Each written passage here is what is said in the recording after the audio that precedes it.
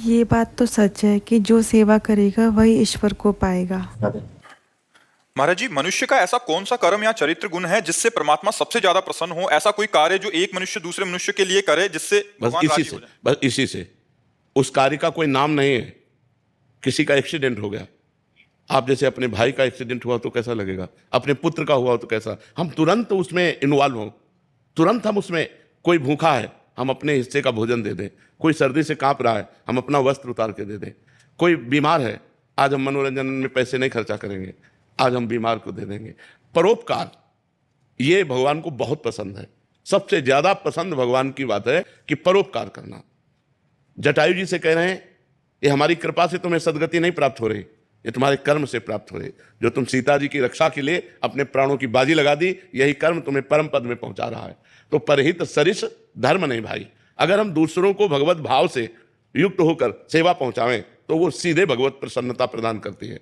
और जो दूसरों को कष्ट देता रहता है तो चाहे जितना बड़ा तपस्वी हो, भगवान उससे वैर कर लेते हैं। जैसे हिरण्यकश्यप, जैसे रावण, ये बड़े तपस्वी थे, साधारण पुरुष नहीं थे। अपने तप के प्रभाव से वरदान प्राप्त किए हुए थे। भगवान ने काट के फेंक दिया, फाड़ के फेंक दिया। हिरण्यकश्यप को फाड़ के फेंक दिया और रावण को काट के फेंक दिया। तो जो दूसरों को दुख पहुंचाता है, चाहे जितना बड़ा तपस्वी, बलवान, विद्वान, चाहे जितनी आराधना करता हो, उसका परिणाम विनाश ही होगा। और जो दूसरों को सुख पहुंचाता है, चाहे छोटी छोटी बात से ही हम बहुत मृदु बोले।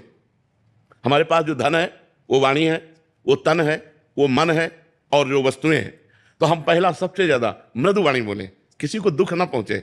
दूसरा, हम तन से वही कार्य करें जिससे दूसरे को आनंद मिले, दूसरे को सुख पहुंचे। हम मन से वही संकल्प करें जिससे दूसरों को लाभ मिले। दूसरों, खुद को ठगा लो और दूसरों को, तो आपको परम लाभ मिलेगा।